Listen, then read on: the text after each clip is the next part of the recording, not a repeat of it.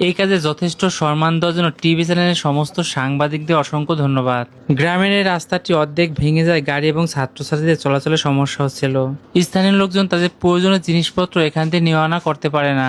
এই স্থান দিয়ে স্থানীয় বয়স্কদের চলাচল বেশি ঝুঁকিপূর্ণ, তাই অসম্ভব এই কাজটি নিজ উদ্যোগে মেরামত করার চেষ্টা করলাম। এমন ব্যয়বহুল কাজ করতে গিয়ে হয়তো কয়েকদিন আমাকে কষ্টে সংসার চালাতে হবে, তবে কাজটি করার পরে কয়েক হাজার মানুষের নিরাপদে চলাচলের সুযোগ হবে। তাই কষ্ট হলেও মানুষের উপকার এমন কাজ করতে সবসময় ভালো লাগে। হয়তো এজন্যই মানুষের প্রচুর ভালোবাসা এবং সাপোর্ট পায়, যা কখনো অর্থ দিয়ে মূল্যায়ন করা যায় না। এখানে অর্ধেক রাস্তা ভেঙে গেছে, একটা ভ্যান পর্যন্ত যেতে পারে না। পাশে পুকুর থাকায় বৃষ্টির পানি এই পথে নামার কারণে এই সমস্যার সৃষ্টি হয়েছে। তাই সড়কে ভাঙা অংশটি মেরামত করতে হলে এখানে প্রাচীর দেওয়া ছাড়া কোনো উপায় ছিল না।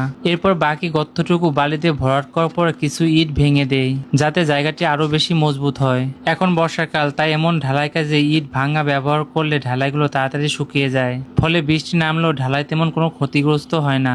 তবে গ্রামীণ জনপদের এই রাস্তাটি করতে গিয়ে হয়তো মশাদের পেট আজ পরিপূর্ণ হয়েছে, কারণ এতই পরিমাণ মশা ছিল যার জন্য কাজ করতে অনেক দেরি হয়।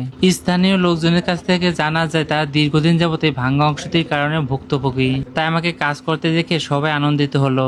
হয়তো কাল থেকে এই পথ দিয়ে কাউকে আর ভয়ে ভয়ে চলাচল করতে হবে না, রোগীকেও আর পায়ে হেঁটে যেতে হবে না। স্থানীয় বাসিন্দাদের জিনিসপত্র গাড়িতে করে বহন করতে পারবে।